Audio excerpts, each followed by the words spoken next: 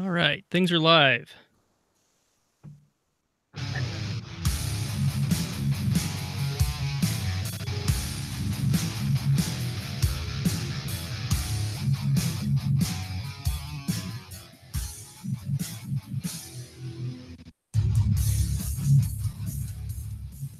Welcome to the Iron Sysadmin podcast, your source for IT news, commentary, and a healthy dose of paranoia. All right, everybody, welcome to episode 51. I'm your host, Nate, and tonight I'm joined with two of our normal hosts, Charles and Jason, and Ed Skoudis. Welcome, Hello. Ed. Hey, thanks, Nate. Appreciate it. Thank you so much for joining us tonight. So, yeah, I guess we'll just hop right on into it. So, Ed, I don't know. Do you want to give yourself an intro, or you want me to try to wing it? Whatever you are most comfortable with, you name it. I'm here for whatever you want. All right. So, for those who don't know, Ed is a name within the information security world. Sorry, brain went blank for a second there. He's, from what I've read anyway, the founder of CounterHack. I always knew you were involved with CounterHack. I didn't know you were the founder. So Yep. I learned something new for this show. Good. SANS instructor and part of, or maybe the lead of the team behind the SANS holiday hack. That's right. Yep. So did I miss anything awesome there? Nope, you got it. That's what I am. That's what I do. All right, cool. So CounterHack runs NetWars, correct? Like, I don't know a whole lot about what's behind CounterHack. Yeah. So CounterHack is essentially the R&D arm of the SANS Institute. Okay. Yeah, they ask us to build things, specifically cyber ranges for them. And NetWars is the primary product that we have. It's offered at SANS events. Some people subscribe to it online. We also offer it for the military customers, so it's installed on a lot of military bases. But what we do with Holiday Hack, it's another cyber range, actually, is every year we build a brand new holiday-themed cyber range and give it away to the world for free. And we call it the SANS Holiday Hack Challenge. So, and, I'd like to point out to your audience that, while we're information security professionals, cybersecurity professionals that build this thing, it's really open to people around the world. We have over 10,000 people that participate in this thing, and a lot of them are system administrators, because I feel very strongly to improve security, you need to have really good system administrators. They're the front lines, right? And the best system administrators really make the whole organization much more secure. So I love when sysadmins participate in Holiday Hack. It's like the coolest thing. Well, I'm glad to hear that, because I've enjoyed Holiday Hack for several years at this point, and I'm really looking forward to it opening up again this year. Yeah. This is the 16th one that we've done. I think I did the first one in 2001 or 2002. Wow. We skipped a year or two here and there, but we've been doing it every year for like the last 10 or 11 years.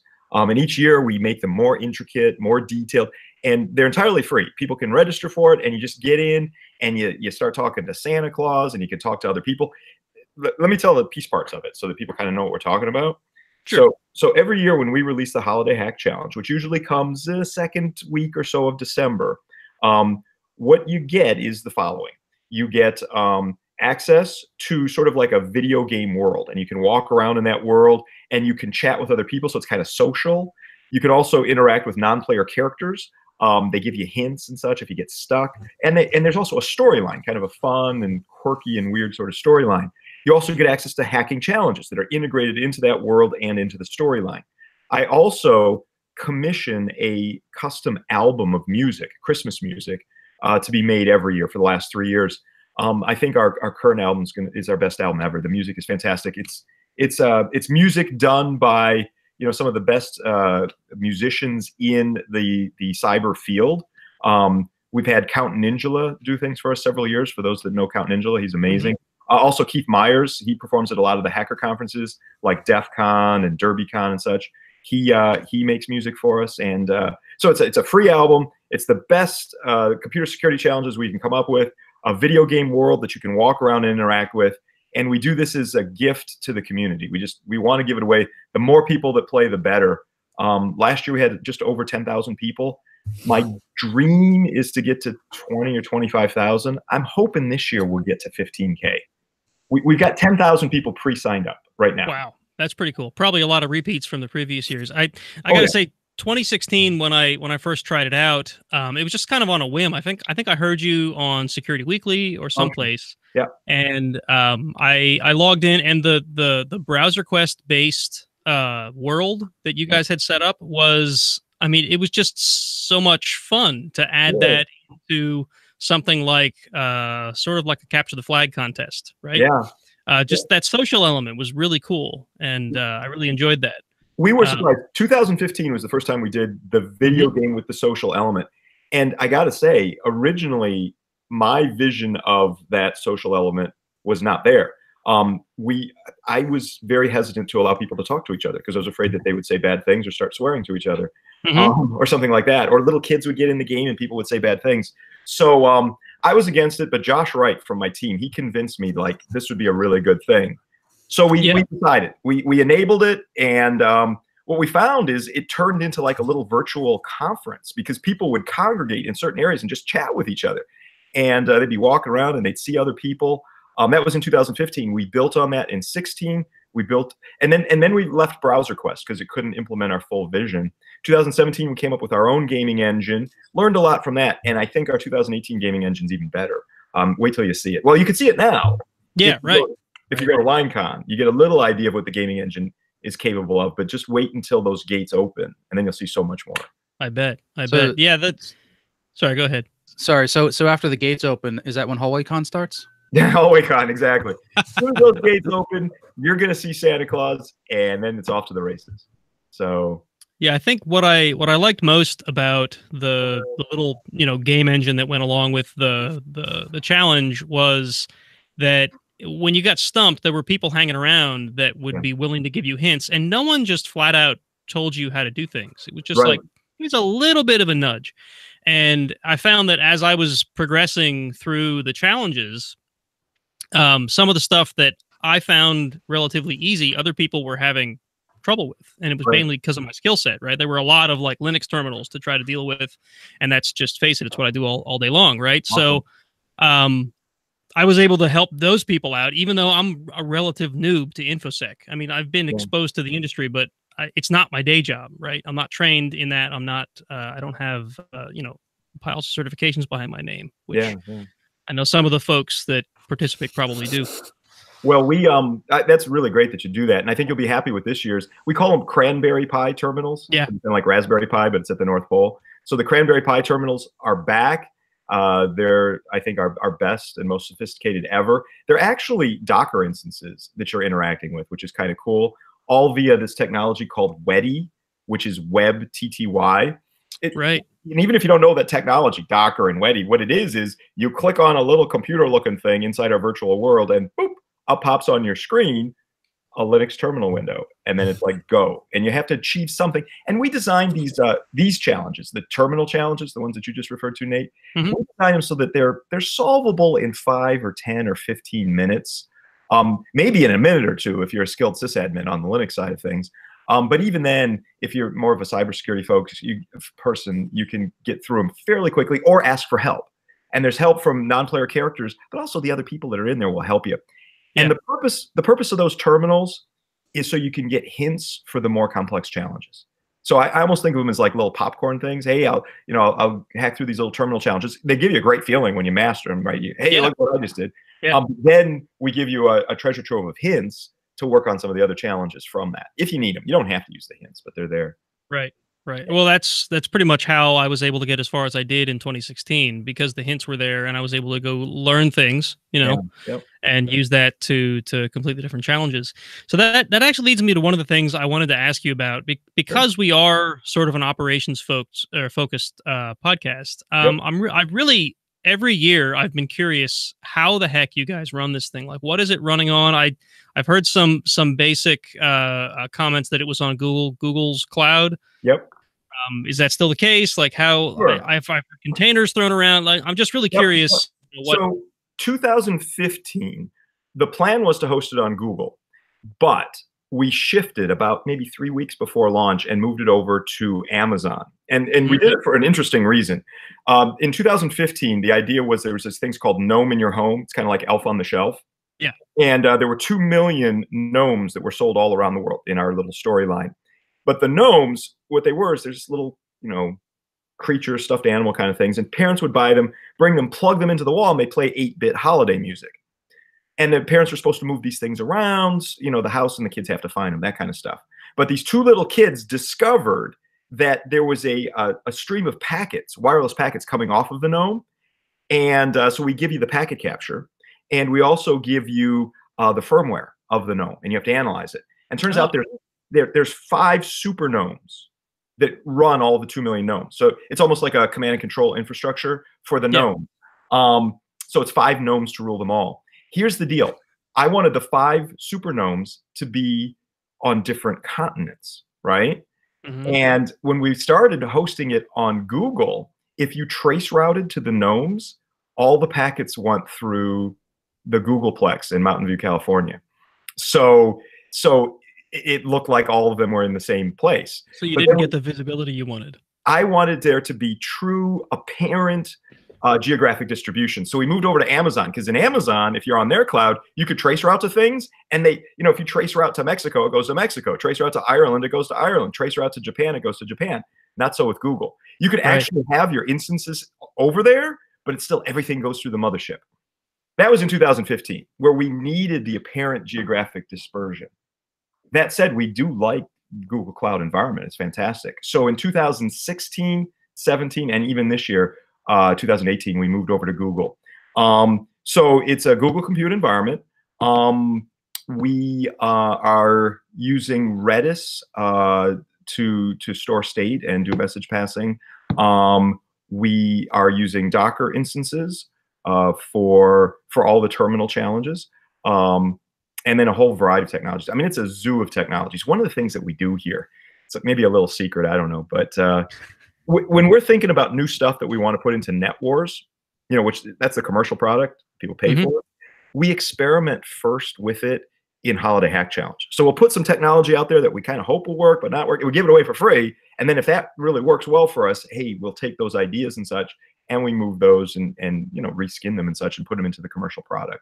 So our goal is to give the best security challenges that we can make every year in the Holiday Hack Challenge, but it's pushing the envelope with the technology. So there is a whole zoo of new tech infrastructures and stacks in these things. It's pretty cool.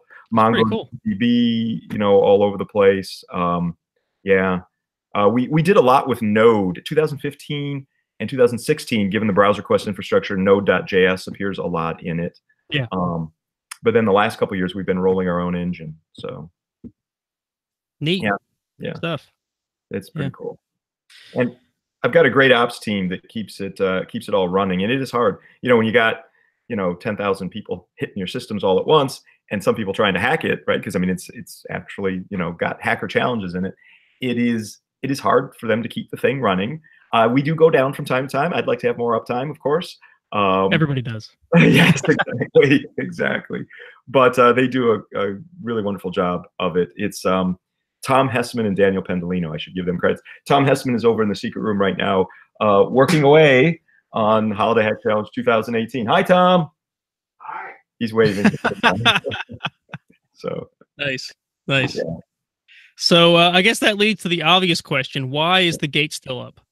Why is the gate still up? So here's what we try to do this year. In the past, we always tell people we're going to launch about the second week of December. Yeah. And there's nothing. There's absolute silence until the second week of December. Yeah. This year we had this idea. Let's do something a little bit different.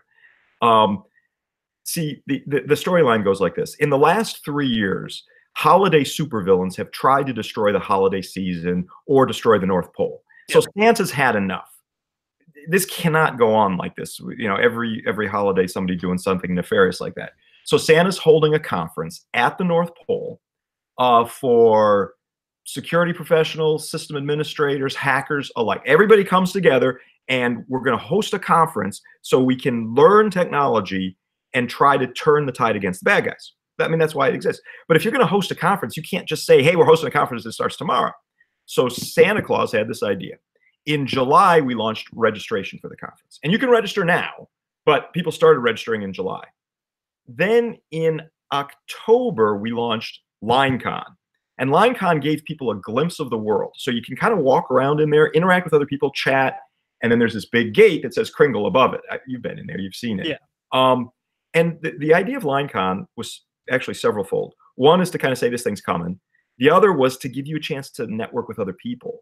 I mean, there's no real technical challenges there. We haven't launched the thing yet, but you see other people in LineCon, maybe you'll talk to them, say, hey, you want to be on a team? You want to work together? I mean, it's been 2 full months of LineCon, and a lot of people are like, when is the darn gate going to open? We want in. Some people are trying to hack in and get through the gate. Some people are doing fun local stuff, manipulating things, putting all their characters inside the gate and stuff. You do that locally. But that's what the idea of LineCon was. You could also start interacting with the world. And, you know, if you look at Google Chrome developer tools, they're fantastic. So you can look at the assets and how they're being passed back and forth in the browser, because that's the world you're going to be hacking once we open the thing. And we're going to open the thing in approximately a week or so from the live broadcast of this this podcast. So in about a week or so, those gates are going to open and you'll be able to walk in. So awesome. it's you know, if you go to like a security conference or something like that, most of the hacker cons have LineCon, and that's just the line where people are waiting to get their badges. Oh, and you will get a badge. Just wait till you see it. Awesome. Yeah. So and we got 22 talks. They're amazing talks by just really phenomenal people. Dave Kennedy is our keynote speech. Another thing I think is kind of interesting, these talks run 10 to 15 minutes because I have the attention span of a gnat, you know. And what was I saying? Exactly. See, so the talks are all 10 to 15 minutes, but really hard hitting, really great technical detail. And just get in, give me a great idea, something I can do, make it practical, and then I'm done. So we got 22 talks. The only exception of the 10 to 15 minute talk rule is our keynote, and that's Dave Kennedy from Trusted Sec. Guy is awesome. He's the guy who runs DerbyCon. He founded DerbyCon and runs it. Yeah. He was on the show about a year ago. Nice. Here. Well, he keynotes us, and his talk is, I think, 43 minutes long. Yeah. I mean, he's a keynoter. You give him extra time, right? Yeah, right. And, you know, he can talk sometimes. Oh, he can. He can. It's a good phenomenal talk. Phenomenal talk. So you could go to KringleCon. It's a free conference on the internet. All you need is an HTML5 browser, and boom, you're in KringleCon, and you can chat with other people and make it social and have fun and all that kind of stuff. 22 talks, all 10 to 15 minutes long. Just have fun with that. But Santa Claus, as you walk through the gates, will give you a series of objectives. There'll be 10 objectives. And you can start working on them. You can do this and hack over into that and work on this thing and work on that thing. And as you start solving those objectives, things happen. And you realize something's going on inside Santa's castle. And you got to figure out what's going on and who's behind it and all kinds of nefarious activities. Yeah. So it is a holiday hack challenge. You could take it and just play just as somebody wants to go to a free conference. Or you can hack the underlying world of this event and see what's really going on under the scenes. And there's a fun storyline. I think you'll like it. It's pretty cool. Sounds like a lot of fun. I'm really looking forward to that gate opening up. Yeah, me too, buddy. Me too. Yeah. Oh my gosh. Yeah. So, I don't know. Did either of you have any other questions about Holiday Hack? I had a couple other things that I wanted to chat with Ed about. Yeah. Actually, I'm curious. So we talked about the infrastructure a little bit. I assume, being a security company, you guys are doing some security on the back end as well. Yeah. No. What's the typical stuff that you see outside of? I mean, obviously the challenge is there for people to go after. The infrastructure itself. Do you see that attacked often, or like what's the? Yeah, people do come after our infrastructure. I mean, it's not officially in scope because we have to run this conference and we have to run all this other stuff. But people try all kinds of stuff, at us. A lot of web-based stuff they try, SQL injection, cross-site scripting. We have our own team do testing of this stuff. We're professional pen testers in our company. CounterHack does pen testing in addition to all this cyber range stuff. So we test it. Sometimes people find some things. One of the things that we do every year in Holiday Hack Challenge is we put specific challenges that are based on our own discoveries in pen tests from the previous year. So you're going to be doing several challenges that are direct findings from the pen tests we've done over the last 12 months. And the storyline has been in development for 15 months now. So we're actually starting the following year's Holiday Hack Challenge story before this year launches. I'm actually working on the 2019 story already. So excellent. Yeah. So findings from the previous year. So we'll be seeing a lot of SQL injection, cross-site scripting, the normal stuff that you see everywhere. Yeah, but the big thing is it's Windows domain stuff. I mean, this is totally in line with sysadmin stuff, right? It's Windows domain stuff. You know, you're familiar with Bloodhound. I don't know if you know that tool, but it gives you analytic capabilities, just amazing stuff, graph theory kinds of things to say, given that I have access to this machine with these privileges, maybe you have local admin on one Windows box.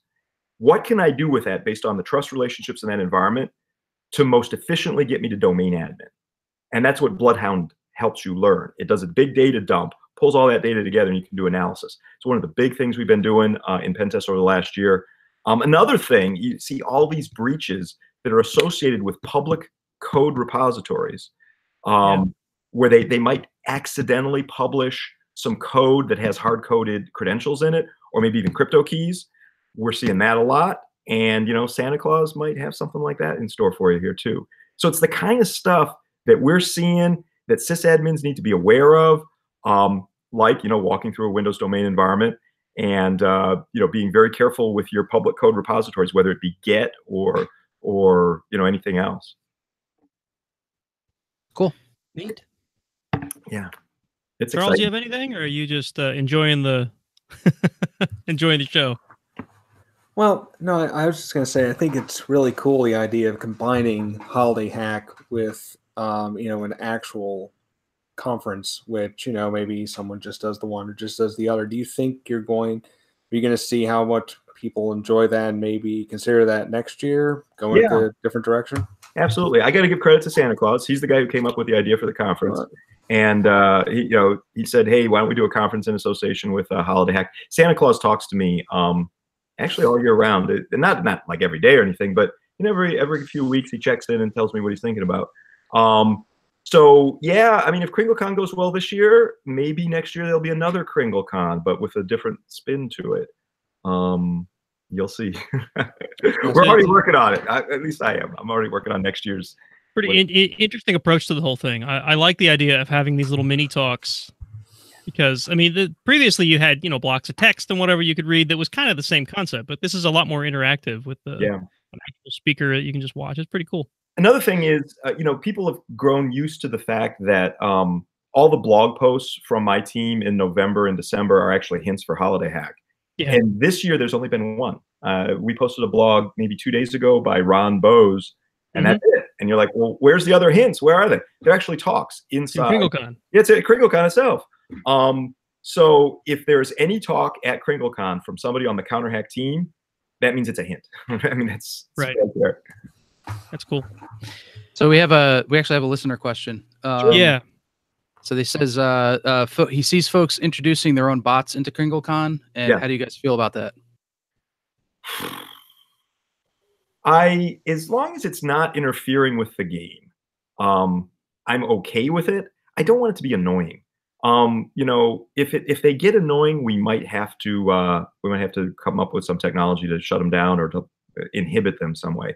I mean, there was one that was there for actually several weeks, and it would just follow you around as you came in. Yep. And we tried to make it clear that's not us. It was simply called bot. I don't know who introduced it. I asked my guys. We don't really know. I'm sure we could research it and try to figure it out.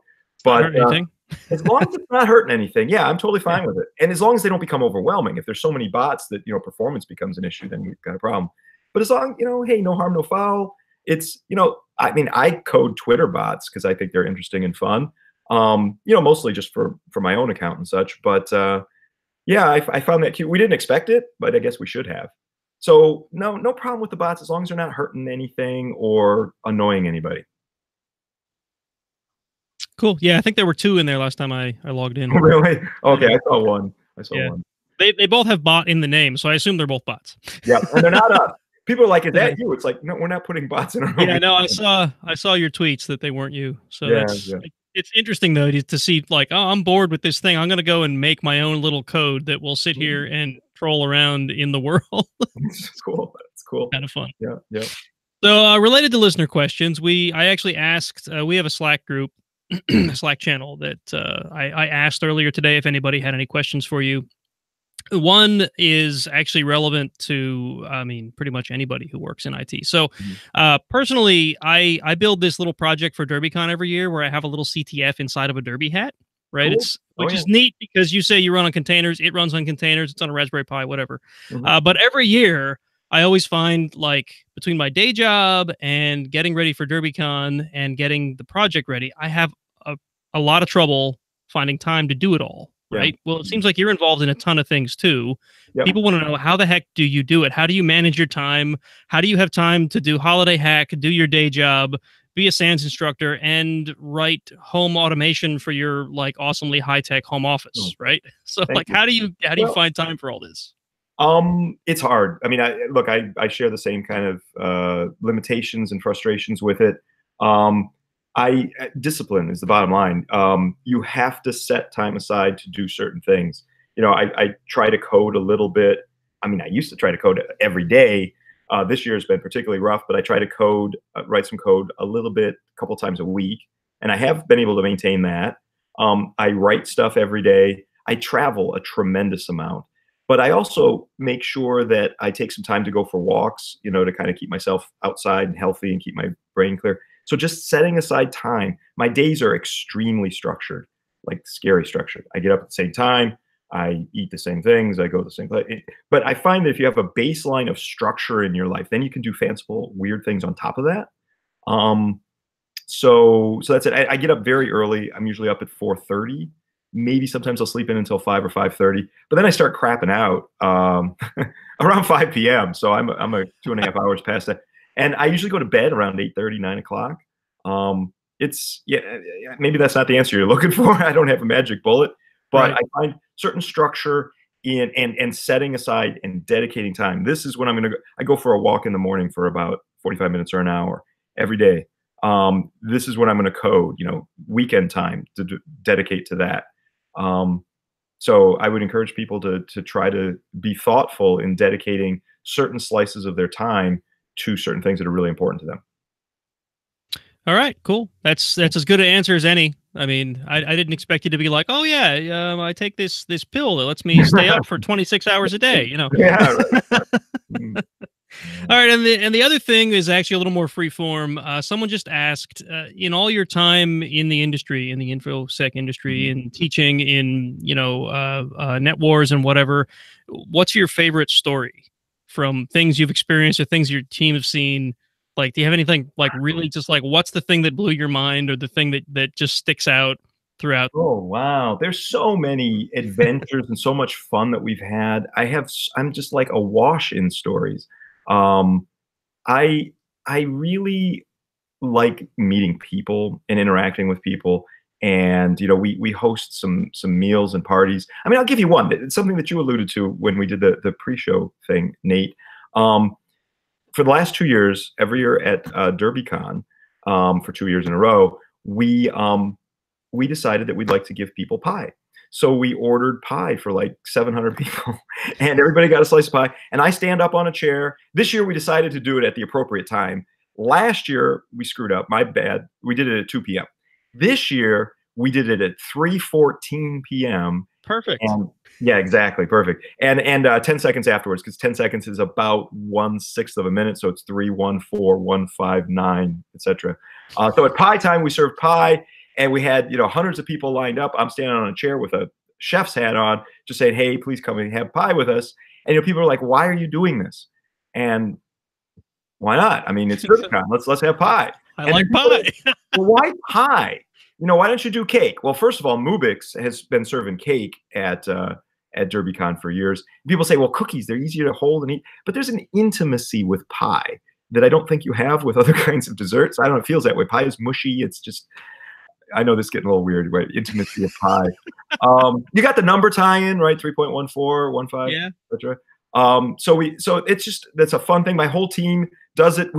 There's like pie. I stand on the chair away from the table because the whole team's serving pie. And by the time they're done, many of them are just like covered in pie. They got pie in their hair. There's pie everywhere. I had to sign a waiver this year in case somebody got sick or the pie hurt somebody.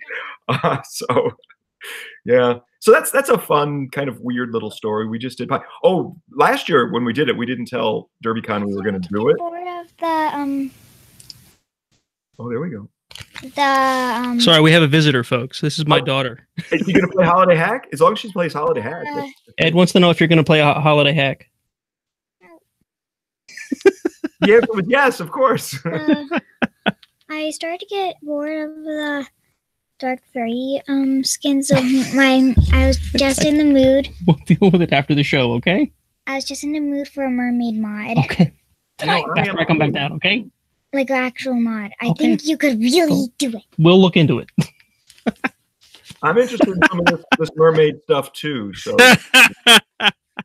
she's all about Minecraft. Okay. And, she wants a new skin on her Minecraft character. Mermaid, yeah.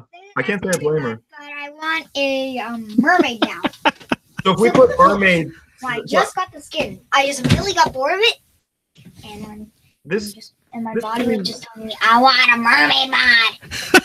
This sounds like a negotiation, I have to say. So it does, doesn't it? Her terms are she'll play Holiday Hack if we put mermaids in it. That's what I heard. That's what I heard. Okay, all right. Totally what I heard. It's so cool that you actually swim like a mermaid. Give me just a second. All right. All right, Kira. I'll come down and we can look into mermaids, okay?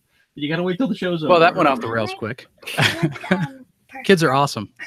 They are. Or maybe purple fading into pain. Once the show's over, okay? Okay, you gotta be quiet or go back downstairs. Can you do that? We're gonna have to prank him low key in the office tomorrow. And by low key, I mean the most embarrassing thing imaginable. Hey Nate, what's up? She may be spinning in the background for the rest of the show. I don't know. All good. It's all good. So anyway, that's pretty much what I had for you, Ed. Do you have any other thoughts, or did either of you have any more questions for Ed? Well, just one final thought. It's at kringlecon.com. That's KRINGLECON. So it's a K and a C, kringlecon.com. Totally free, totally fun, whimsical, weird story, plus some, interesting talks and videos. And even if you don't want to play the actual challenge, just show up and have fun and talk with people. It's social and networking, and you can get there from your very own browser. Yeah, I'll say to anyone who hasn't tried it, who thinks that they're not good enough, I didn't think I was good enough in 2016 when I tried it, and I found out that I was. So I didn't finish it, but I had a lot of fun. And great. I think anybody else should try the same thing. Awesome. So how long are these up?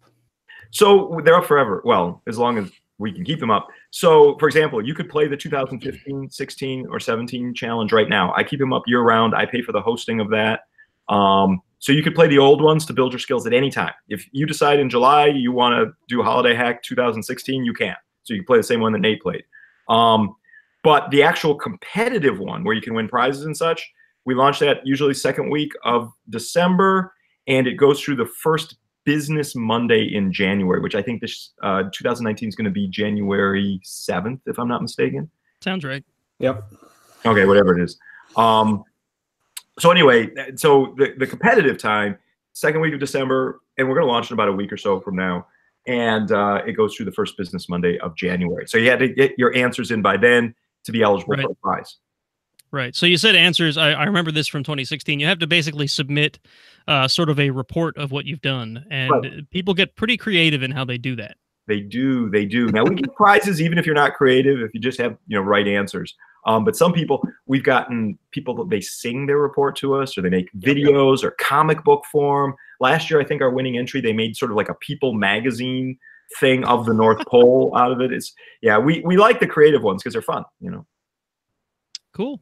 Yeah. Do those get posted anywhere? We do. We post all the answers. So if you want to play the 2016 or 17 challenge, you can play it with the answers right in front of you. We choose the winners based on what we think would be the official answers. Because that way we don't have to write up official answers. Perfect. Yes. just put a flag out there that you haven't even solved yet, and wait until someone gets it, and then that's the answer. There you go. Brilliant. Brilliant. Absolutely. All right. All right. Well, I guess that's it then. Thank you for coming on Iron Sysadmin, Ed, and yeah, I can't wait to get into Holiday Hack 2018. Hey, thanks so much, guys. Great show. I really appreciate it. Maybe my daughter will too. Yay! I hope so. I hope so. We do have a lot. One more thing. We do have a lot of kids that play. Kids as young as 5 or 6 years old. a lot of people will outsource the video game portion of it to the children and have, hey, you go find this packet capture, or you go get this from, the environment. And then, mom or dad or big brother, big sister, whoever it is, they'll do the, analysis part and then share that with the kids. So people will tweet to me photos of their kids playing Holiday Hack, oftentimes in their jammies sitting in front of the Christmas tree with some eggnog. It's cool. It's just so fun for IT people of all ages, Yeah. Cool. Yeah. All right. Well, thanks. And you're welcome back on the show at any time. It doesn't have to be for the next Holiday Hack. Oh, thanks, guys. I appreciate it. My best to you. Happy holidays. Thanks, you Ed. too. Happy holidays. Thanks. Bye.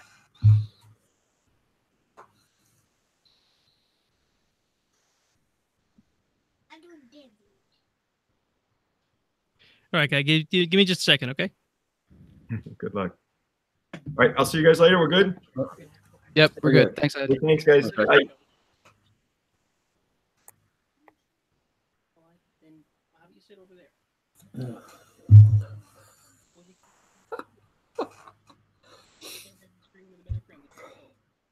That was a mermaid skin, right? Yeah, I guess IT Dad is off mermaid skinning. I'm heading in to rename him on Lafayette Slack. Okay. I guess we'll pick up from here. Play the All right, here we go.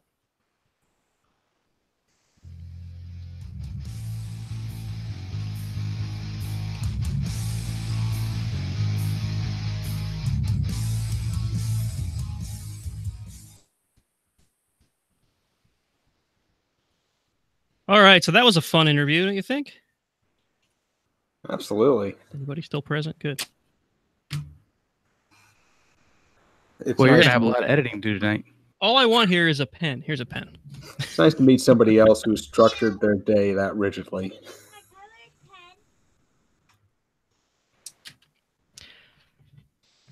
Okay, so that was fun. Now we got to try to pick up a normal show after that. How are we going to do that?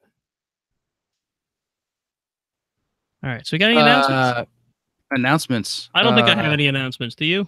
Hey, we're going to have Ed on the show just now. Oh man. Yeah, good. No, I don't think I have anything. I hereby announce that kids are awesome. Okay. Anyway. Were there announcements? I didn't hear any announcements. This is going to be a fun show to edit, folks. Anybody who's watching live, this is the train wreck that can sometimes be Iron Sysadmin with kids. Unfortunately, none of your coworkers are so unprofessional as to prank you when you were dealing with the situation. Great. I'll hear it on the recording later, apparently.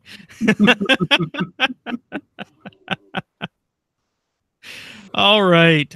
We don't have any new reviews this week either. Did check, unless Jason, I know you had found some way to honor the reviews a little better. Did you get any new reviews this week? No. So if you want us to talk about your reviews on the podcast, you have to leave them.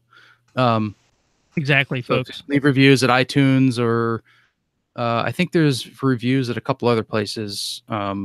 This thing that I found sort of aggregates all of it and sent it to us. So if you leave reviews, we should see them, and then we can talk about them. Yes, absolutely. We can't read your reviews if you haven't left them. All right, then. Either of you have anything interesting going on this week?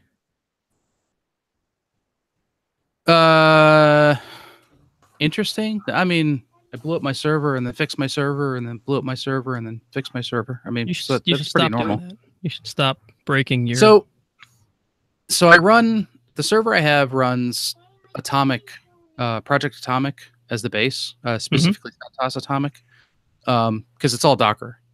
And so I learned a whole lot more about Atomic this week, because the Docker version that's on there is archaic and doesn't support any of the new stuff.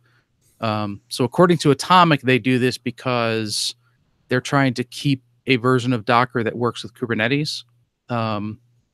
and I'll I consider that to be nonsense because Kubernetes works with newer versions of Docker these days. Yeah. But at any rate, I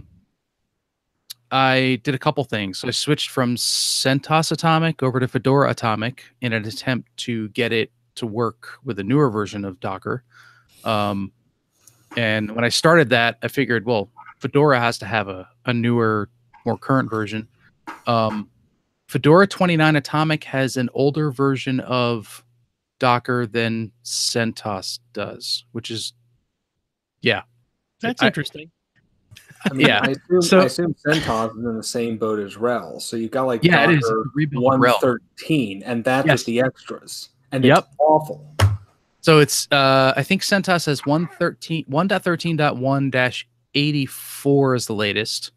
And when I put Fedora 29 in, it was like 1.13.1-60 something, which was a little weird. But you didn't want to do anything cool with Docker Compose. What I found is that in Fedora, so couple things. First of all, Docker in general in Fedora is at 1.13 because Atomic and Fedora base come from the same repos. But what they did is they created a new RPM called Moby Engine, which is the latest or a more current version of Docker. So if you install Moby Engine, you'll get something new. So I now have a newer version of Docker, which is nice. So it was an interesting journey that caused a lot of craziness. But the ability to sort of rebase the server to almost to a completely different distro is kind of cool. Yeah, right. That's the beauty of Docker containers, right? No, it's the beauty of Atomic actually, and RPM OS tree. Oh, so you did this without even like. This is the base OS. So I can actually flip back to CentOS if I want to by just rebasing again. That's pretty cool. It uses like it's almost like it's similar to a Docker container, I guess. It's a layered OS. It uses OS tree. Yeah. It's pretty cool. I haven't dug deeply into what OS tree is or how it works because we don't really have a reason to run Atomic, at least not yet. But I've heard at least a little bit about how it operates. And yeah, OS tree is kind of like a container for your operating system. Yeah.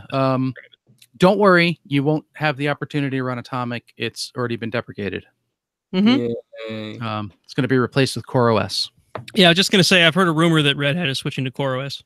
Yeah, which in and of itself is a really weird OS. I tried playing with container Linux a little bit, and you boot off the ISO and that's it. There is no install. It's like you boot off the ISO and it uses these JSON files to set things up. That's interesting. And off you go. I also heard there's a chance they're moving away from Docker itself onto one of the other container platforms. I don't remember which one it was though. That I'm not sure of. I know unsubstantiated rumors, folks. I don't know that this is CoreOS supported Docker and Rocket, and the official word from Red Hat is that they're dropping Rocket. Yeah. So well, maybe this is just a rumor then, and they're going to stick with Docker. I don't know why they would move away from Docker, to be honest, because that's sort of becoming the de facto standard for containerization. Right. So that was my adventures over the past couple days. That's cool. And that, and I played a little bit with WordPress multi-site. And I'll eventually move over there once I have things ready. Neat. See, I don't know that I did anything really substantial, at least not from an IT realm. Got my Jeep back on the road. My Jeep was broken for a long time. I don't know if anybody cares. Speaking of hobbies people don't care about, I mean, I finished wiring up that 2-foot by 4-foot model railroad I've been building. So 6 isolated electrical blocks, 7 electrical switches, and the trains, they circle it without derailing. So I mean, I'm calling that a success. That is success. But do the trains have a smokestack? No, because I run diesels. Well, fake diesels, but that's no fun. Your miniature diesel engines don't run on real diesel? There's got to be somebody out there crazy enough to do that. To have an actual miniaturized diesel engine. But even then, I mean, because the funny thing is that, even a diesel locomotive, like 99% of them are just diesel electric. So they're, burning the diesel, turning it into electricity, and, the electricity is actually driving the, driving the locomotive. So, it's just battery electric. It's just electric. So if you were to have just like a diesel generator in your basement along with your train set, you'd essentially have the same thing. I'm pretty sure if I put a diesel generator in my basement, I'd get divorced. You'd also pass out from the exhaust. Well, no, you vent that to the street. Yeah, right. That's all good. It's all good. Well, Charles is playing with the trains again. All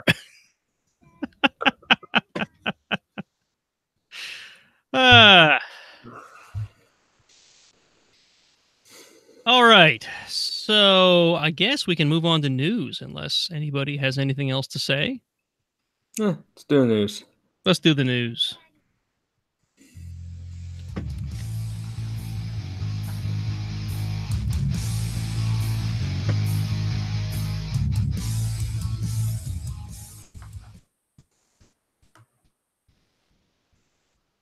All right. So even though we had an awesome interview and everyone's probably tuned out by now, we still have news. Well, it's a 24-hour news cycle. It never ends. Yeah, right. There's always news, right? So, as usual, we've picked some interesting articles for you folks. The first one comes from BBC, a trusted source, correct? Why not? It's from December 5th, and basically, Facebook is accused of striking secret deals over user data. It's apparently from some internal emails that have somehow been leaked from Facebook. Well, there's Stop me when this starts to sound familiar. Committee investigating, yeah. Yeah, so this is pretty interesting, and it's basically around how Facebook has tried to hide the fact that they've been slowly impeding on more and more of your privacy on your mobile devices. Specifically, the Android app, it says. Facebook has been aware of an update to its Android app that let it collect records of users' calls and texts, or they were aware that it would be controversial. It says to mitigate the bad PR, they plan to make it as hard as possible for users to know that it was one of the underlying features. I mean, what? So, yeah, it's kind of an interesting article. I don't know if you guys had any more to elaborate on it, but basically, it's proving what everyone's feared about Facebook, that yes, they like to steal your data, and yes, they don't want you to know about it. I am shocked.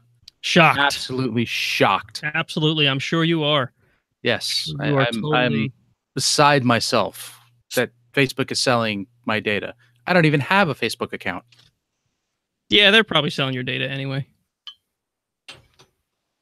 So, yeah. Interesting stuff. It's got this nice picture of Mark Zuckerberg looking very distressed. What I'm curious about is whether or not they're going to get hammered with GDPR, because this is actually, I mean, if this is true and proven or whatever, this has GDPR violations all over it. I mean, yeah, it just unbelievable violations. And I could see the EU just throwing the book at them. Now it'll be tied up in courts for the rest of our lifetimes, but they're going to try it. I think Facebook has the money to fight it. Right. That's why it'll be tied up in court forever. But they'll still have to fight it, and they'll probably have to disclose a lot of things they prefer not to disclose in order to fight it. Yeah, so I mean, there's already a movement of people that are just finally ditching Facebook.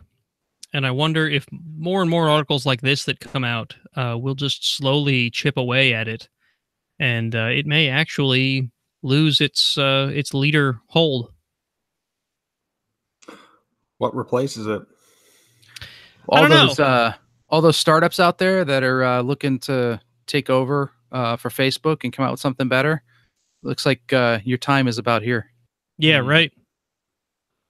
So, I mean, I've already heard that a lot of young people are not going on Facebook because they don't think it's cool. So it could just be a generational thing. Once folks like us that or our generation or close to our generation you finally give up on Facebook, the young people might not be there to fill in. Let's say at least for me, Facebook kind of killed LiveJournal. It's like, believe it or not, LiveJournal, at least for my college cohort, hung out, and Facebook drew a lot of that off, and the people who didn't get drawn off eventually migrated to Tumblr. So, oh yeah. I was a member of a pretty active Jeep forum for a long time before Facebook ever existed. When Facebook came around, that forum died off. It seems like a lot of communities like that just basically said, you know what, I'm not going to bother running my own website anymore. I'm just going to go make a group on Facebook. And it's a shame because they don't seem to be nearly as active as the forums were. The forums felt like a real community, where Facebook just feels like, I don't even know how to describe it. Cesspool. I mean, yeah, I guess. Forums got structured, more structured conversation, and like I'm part of some, like, at least in the Railfan community, forums are still the big organizing principle, but they all tend to be moderated. You guys don't like the what the hell is it in Facebook now? The wall or whatever they're calling it that automatically arranges itself. I'm not on Facebook really, so I couldn't tell you. The couple of people that I know that are on Facebook are constantly complaining about the fact that the wall is no longer in any sort of logical order. Oh, that's been for years, though. Yeah, that's been like that for years. You're talking about the news feed, I think, or the okay, whatever it is, feed or whatever they call it, the thing that you go and see.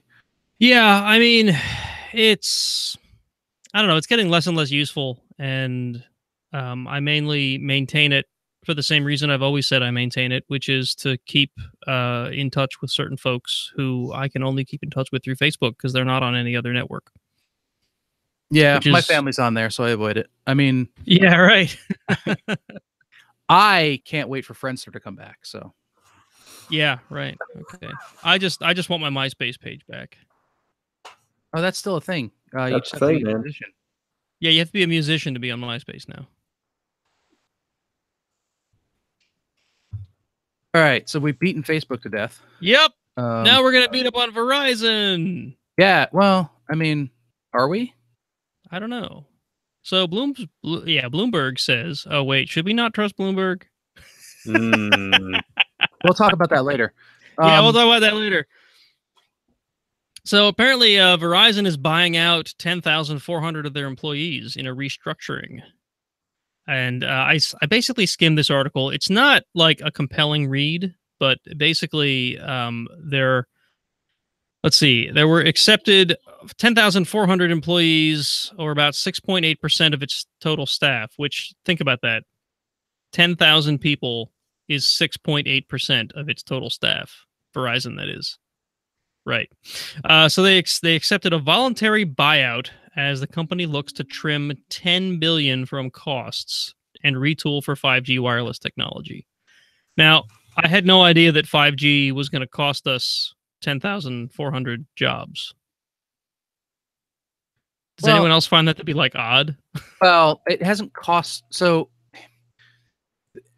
I only heard about this recently, and this is the first article I'm seeing on it. But so they offered it to 44,000 employees, 10,400 accepted, which means in Verizon terms, there's probably going to be 30,000 layoffs in the near future.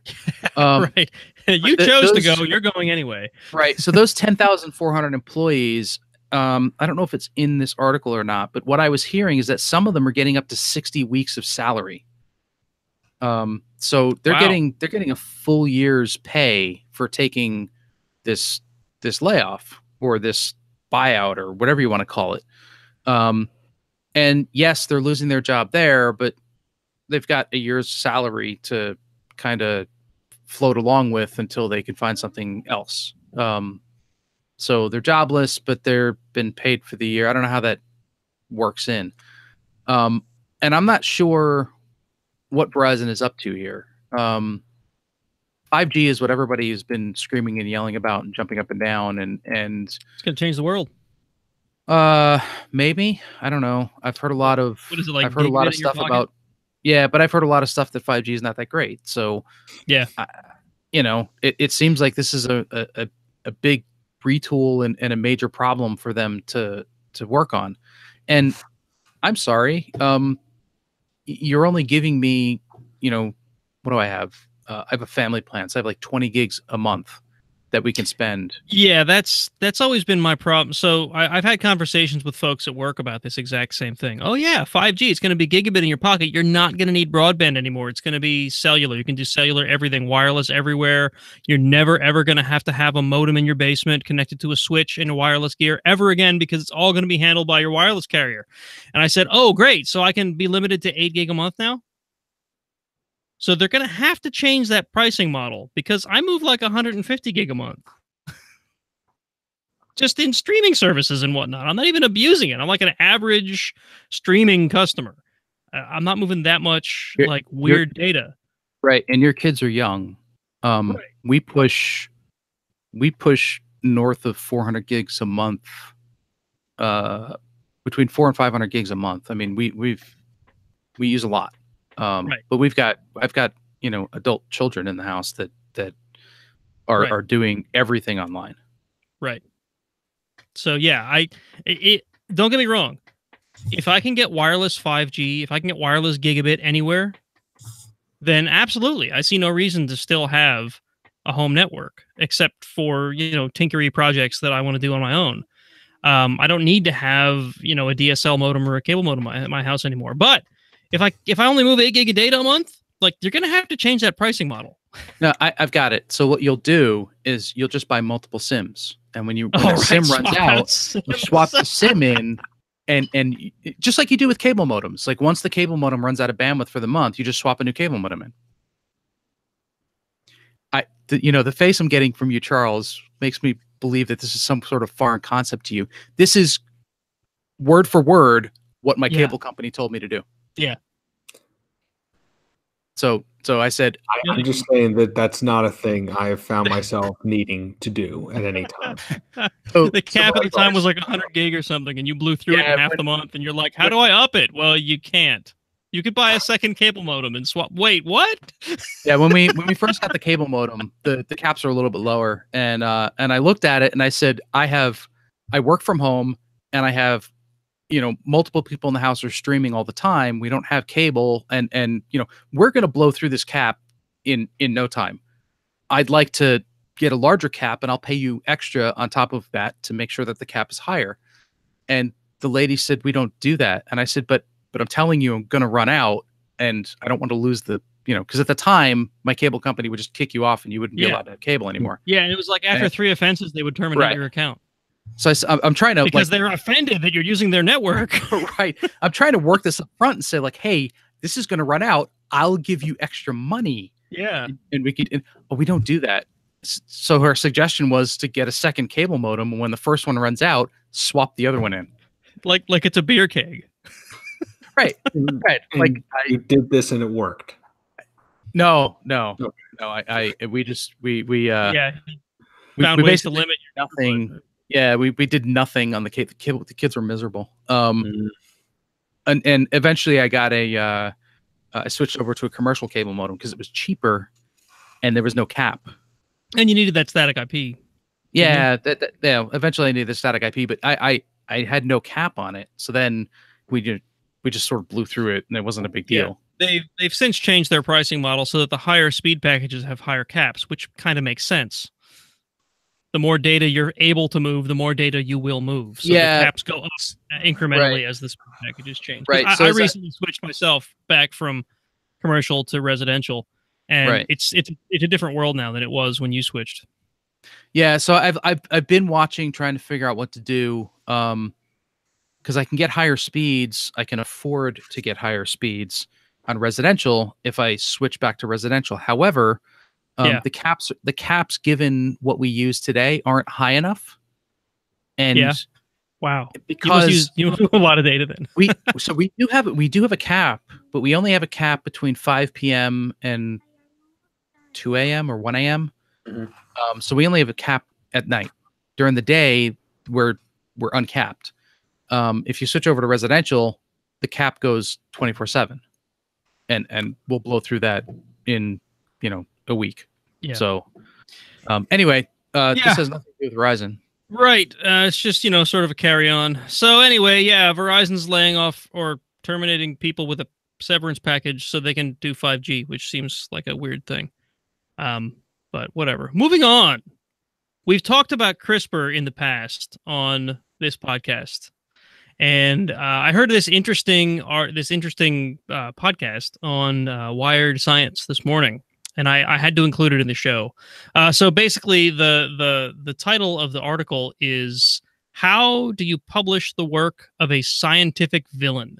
And the premise of the article is, so this Chinese scientist, I think he was Chinese, maybe Japanese, Chinese scientist has figured out how to genetically modify humans.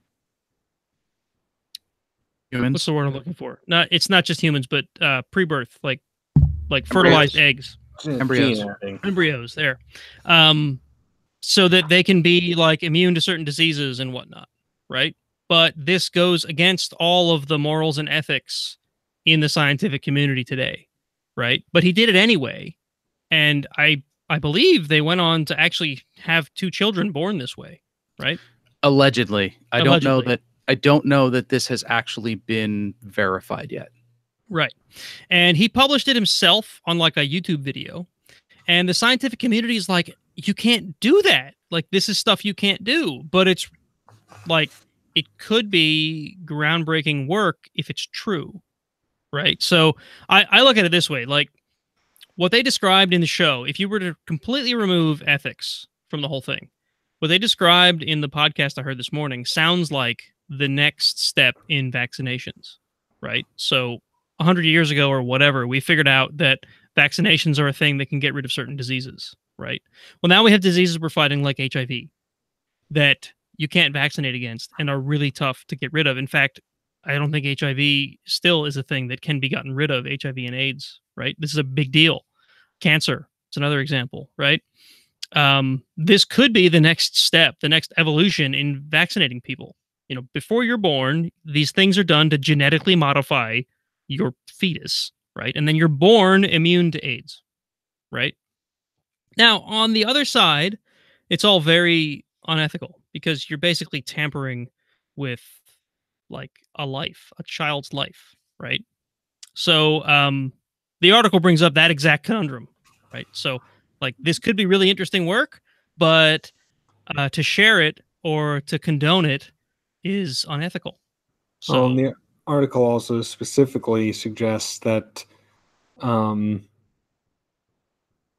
the test was, this experiment was conducted under false pretenses. He was not honest with the people being experimented on, which has its own really long, awful history.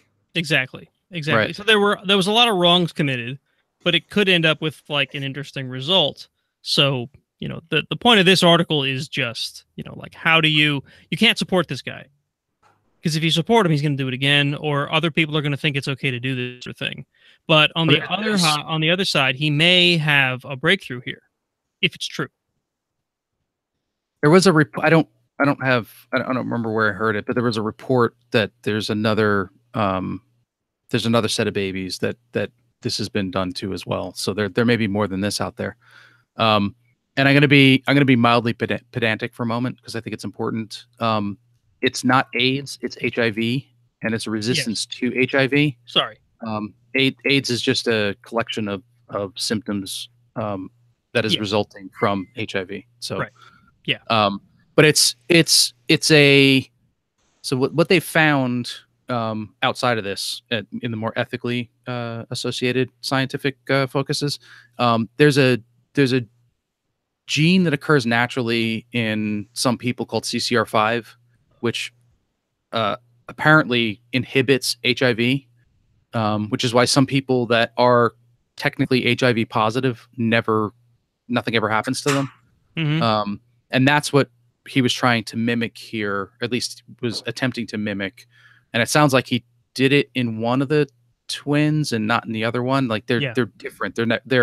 They're twins, but they're not twins now because he's modified genes in one and not the other. Genetically modified twins, which is an odd thing, right? So, and I'm counting down the time until we start chanting that CRISPR causes autism. So, if you folks want to know why this is a problem, go watch the movie Gattaca. Good movie. Yeah. It is a good movie.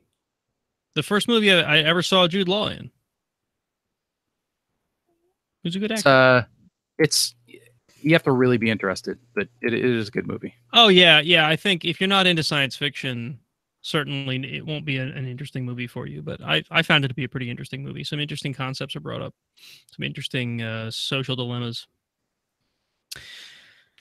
So moving on, Ars Technica has an interesting article here relating to the Bloomberg Supermicro grain of rice sized data exfiltration chips. Charles, you had included this. Do you want to cover the article? Yeah. I think we had talked about the Bloomberg story at some show in the past. Just this very explosive story alleging that some foreign intelligence, was it China? Had planted exfiltration capabilities on mass-produced hardware, on Supermicro motherboards. And the reaction from the InfoSec community and every news publication that wasn't Bloomberg was basically, yeah, sure, guys. Can we get some proof of this? Because this sounds bananas. And Supermicro commissioned an independent audit, and the audit came back into as you would. I mean, I would do the same thing. It's your credibility at stake. And yeah, comes back and says, we don't see anything to substantiate this. And as I understand it, Bloomberg has a separate reporter who was not one of the original reporters going through and re-reporting the story. So it seemed that the original skepticism was completely justified. Good. I'm glad to hear that. I mean, I do have to wonder how thorough the investigation was, but I mean, if they contracted a third party to do it that had no stake in Supermicro, I guess the best we can do is assume that they were all on the up and up. Yeah, I mean, the article said who it was. It's Nardello and Company. Yeah. So I mean, the accusation was that there was some third party that had gotten their way into the supply chain for these systems, and we're adding it maybe even after it left the factory. So I don't know how you would audit for that, but I'm not an auditor, so I don't know. My biggest problem with this entire thing is so Bloomberg, who's supposed to be a credible news source, post this article, and the backlash on this was instant, immediate, and just unrelenting from every single company they named. Yeah. And in a way that, according to at least my understanding of how laws work and how investigations are done and like all of that, like if any bit of that was true and there were investigations going on, those companies would not have been able to come out and say those things that they did.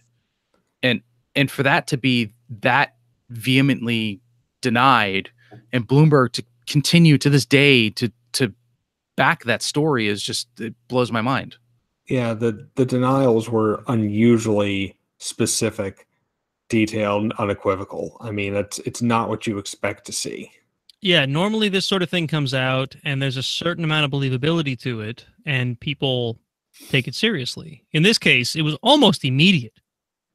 Big names in the information security industry immediately started saying, there's no way. There's no way this is true. Because, I mean, think about it. I mean, I can't claim to be a chip designer. I can't claim to be an information security specialist. But when I first heard about it, being in the IT industry, knowing what I know about electronics and systems and how these things work, it sounded unbelievable. Utterly unbelievable.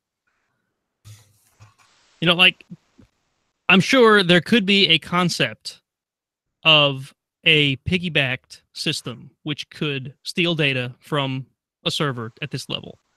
For it to be the scale they're talking about, like the microscopic microchip just like randomly stuck on the board doing this stuff, It just was unbelievable to me. And apparently the rest of the community thought the exact same thing. So, yeah, I tend to believe that this audit found nothing because I don't think there was ever anything there to begin with. It does make you wonder, if someone was deliberately feeding Bloomberg bad information, and if so, why? Yeah, I mean, I think I said this the last time we talked about this article, but one of the first reactions from, I think it was Space Rogue, was, what are they trying to distract us from? What else is happening right now that the media or that this article is intended to distract the industry from? And I don't know that we know, or if there even was any, subplot. You know what I mean? Yeah, I mean that tips pretty close to conspiracy land. Yes, absolutely. It's not unheard of. Yeah, yeah, but I mean, somebody with the credentials that Space Rogue does to come out and say that, I don't know. It seems like there's at least a little bit of credibility there. Like, we should at least think about that. Yeah, he was he was pretty vehement in his absolute attack on that entire article. I mean, he's far from a crackpot. No, that's all I'll say. Space Rogue is a very cool guy. Yeah, yeah. All right, so your supermarkets are probably safe. It's good to know. All right, and on to our last article for the night. Apparently, Australia becomes the first Western nation to ban secure encryption. I mean, in addition to everything trying to kill you in Australia, now you can't secure yourself. Now you can't secure your data, and the spiders will kill you, and the kangaroos will kill you, and the snakes will kill you, and the air, maybe? I don't know. Drop bears. What? Drop bears. Drop bears? Drop bears. Is this like You've flying never heard of snakes? this? No. It's look it up one day. Okay. It's an interesting mythical beast. Drop bears. Like Yetis and Bigfoots? Big feet? Anyway, Charles, was this another one of yours? Did you add this? Yeah. And just went with the first article I found on it. It kind of sounds similar to the ideas that were kicking around in the States in the 90s, with like the Clipper chip and mandated backdoors, except they've actually gone and done it. Now, how practical this is a totally different question. Yeah, I had heard about this, might be a year ago. I think it was Australia that I heard about it from.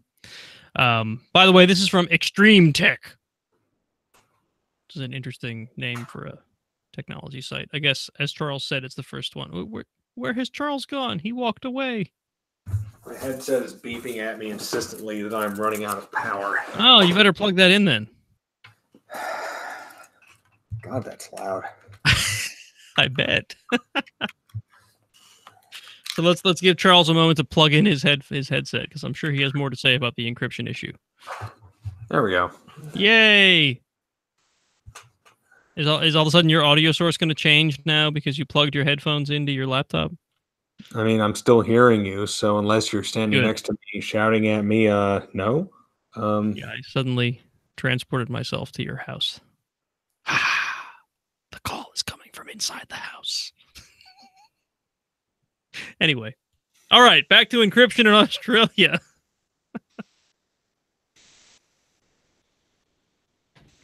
So anyway, I mean, I guess this back in the late 90s, wasn't this same sort of thing was occurring in the US. With Zimmerman with PGP. Yeah, we defeated it, correct? I mean, this was not. Well, we did more or less. I mean, more or less. It's still ongoing today. They're still ranting about how we need to have backdoors. Oh, right, exactly. Encryption is terrorism. Yeah, and look, only the government will have the keys to the back door. So nobody could ever guess them, or nobody could ever circumvent that. Yeah, exactly. It's totally secure. Don't worry about it. Your government knows exactly what's good for you. Yeah, I mean, there's definitely I would say, I mean, I'm not Australian, but I feel like whenever we're hearing about Australian tech issues, we're just hearing about a much heavier hand of government regulation than has ever really happened here.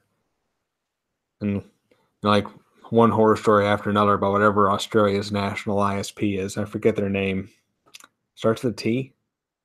Telstra, is that it? It could be Telstra. Yeah.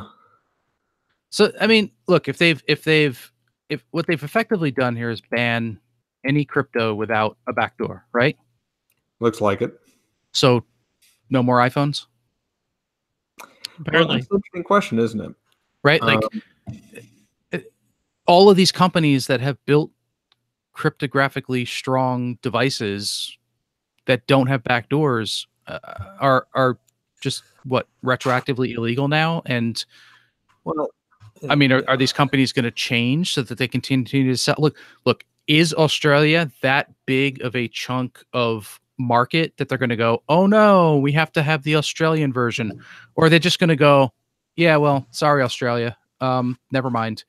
Which is exactly what a lot of the entertainment industry did for a long, at least on the gaming side, did for a long time, because Australia's gaming laws with respect to blood and gore and everything else were so strict that gaming companies were like, sorry, we're not going to put the resources into building this game so we get an extra, 500 sales. Just not worth it. Yeah. Who needs video games in Australia anyway? Just go outside. Everything will try to kill you. Right. That's my understanding of Australia. Yeah, I figure a game that shows you all that gore and everything is nothing more than just reminding you of what's outside your door. We're gonna, if we have any Australian users, they're gonna be, or not users, listeners, they're gonna be like, screw this, I'm not listening to this podcast anymore. Sorry, Australian folks. Send us information about how Australia does not try to kill you, and tell us how that encryption's working out for you. So I guess that actually begs the question: is this like a done deal now, or is there more to transpire?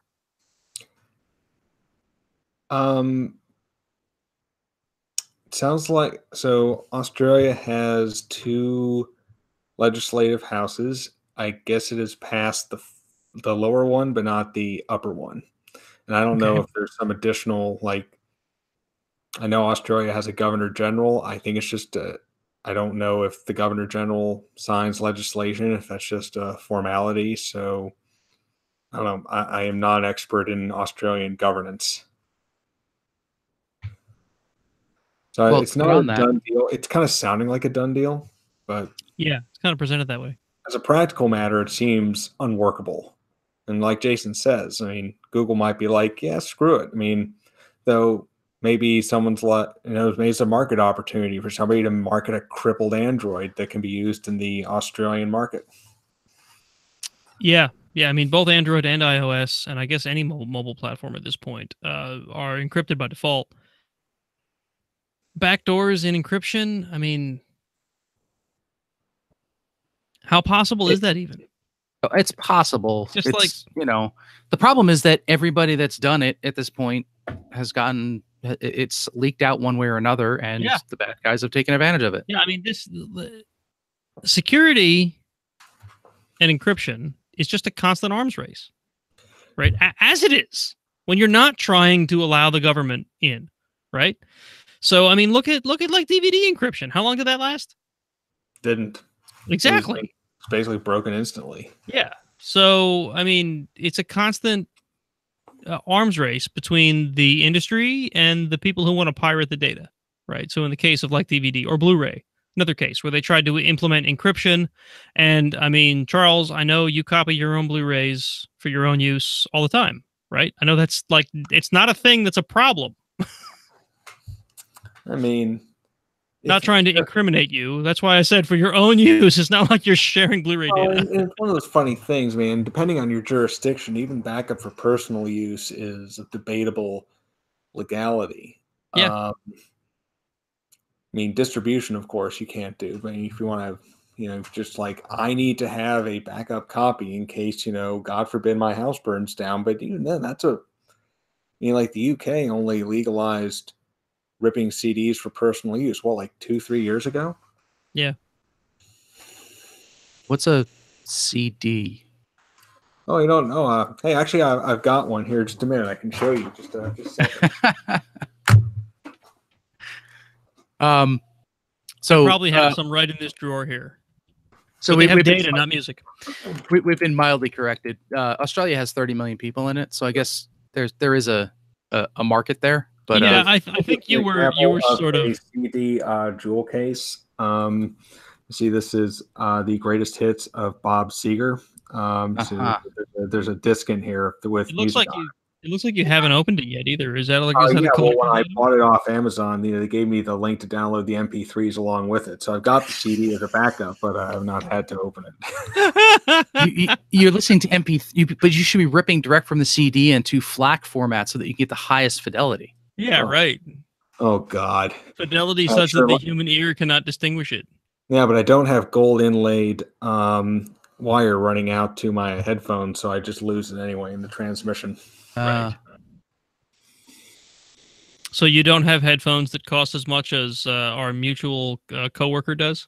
Yeah, fun fact: we have a coworker who owns headphones that cost approximately $1,000. Yeah, and they're insane. Yeah, and they're made out of wood. They're made out of wood.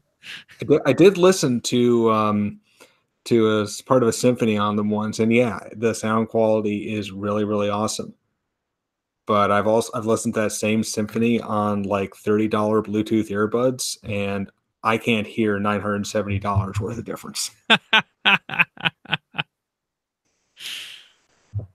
So, at any rate, encryption in Australia may be doomed. I don't know what this means for the rest of the world. I guess we'll see. It's also possible the torrent of criticism will lead Australia to sit down and have a think. Yeah, but the same thing is playing out all over the world. I mean, the EU wants backdoors. The US has wanted backdoors forever. It's the same story everywhere. Just trying to convince them that if there is a backdoor, it's not only going to be used for good. It never seems to work. Yeah, well, I mean, they are the government, and the government is asking for it for government use. So, of course, the government thinks it's going to be okay. Right. And look, the argument they always come up with sounds like circular, but right. But their answer to the argument is always, well, yeah, but if it's encrypted and nobody can break into it, then a terrorist win. Right. Or think of the children. One of the two. I mean, think of the children. Yeah. The child pornographers. We will stop the pornographers with this. Think of the child terrorists.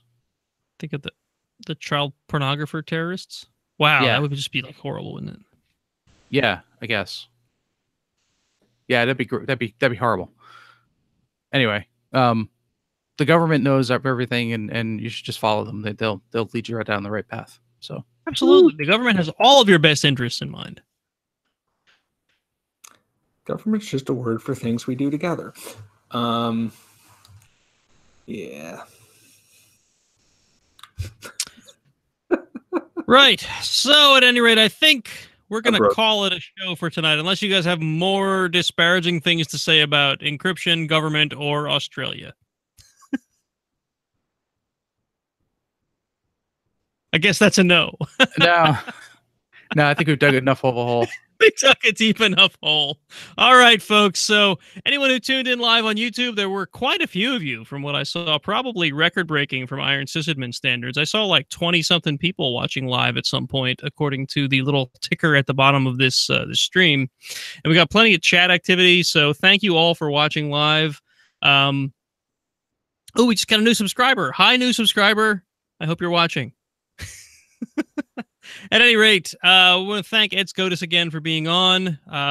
If you guys want to reach out to Ed Skoudis and thank him for being on Iron Sysadmin and talking about Holiday Hack, you can see him on Twitter at Ed Skoudis, spelled just like you think it would be. I'm not going to spell it. If you can't spell Ed Skoudis, then you don't deserve to follow him.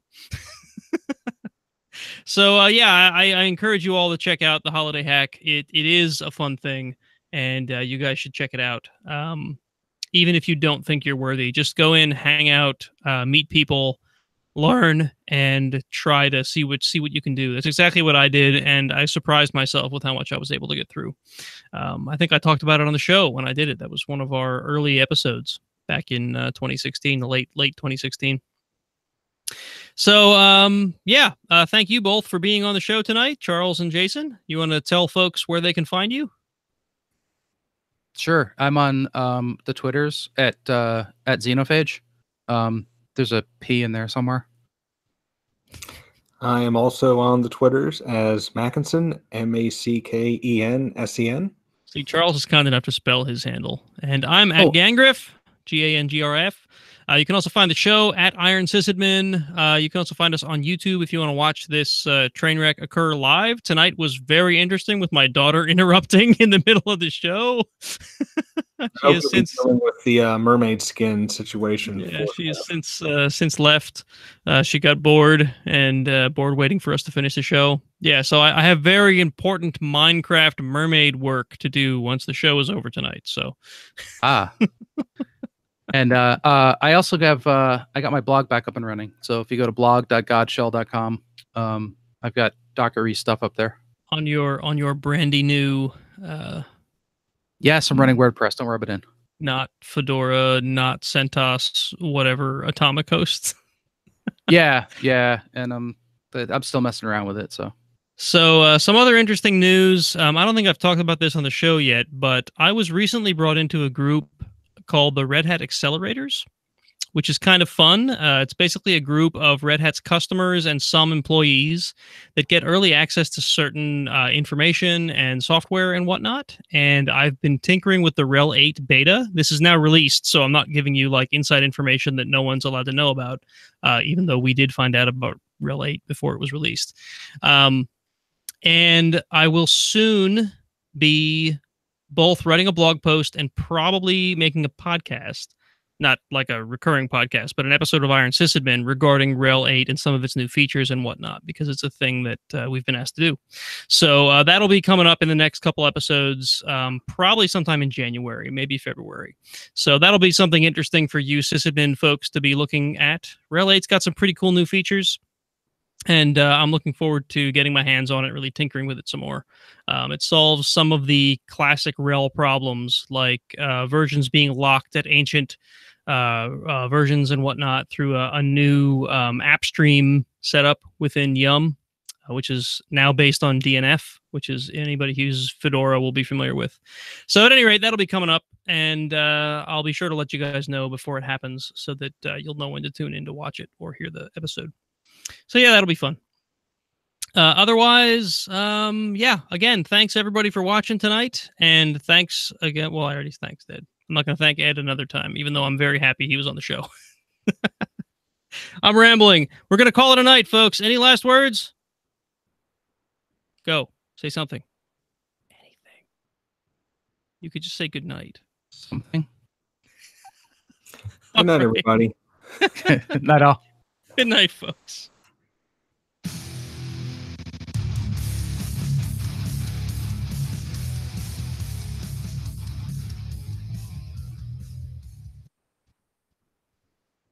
All right. Thanks again to you folks who are watching on YouTube. I see quite a bit of conversation in the chat that I was not able to be part of because I was too busy running the show.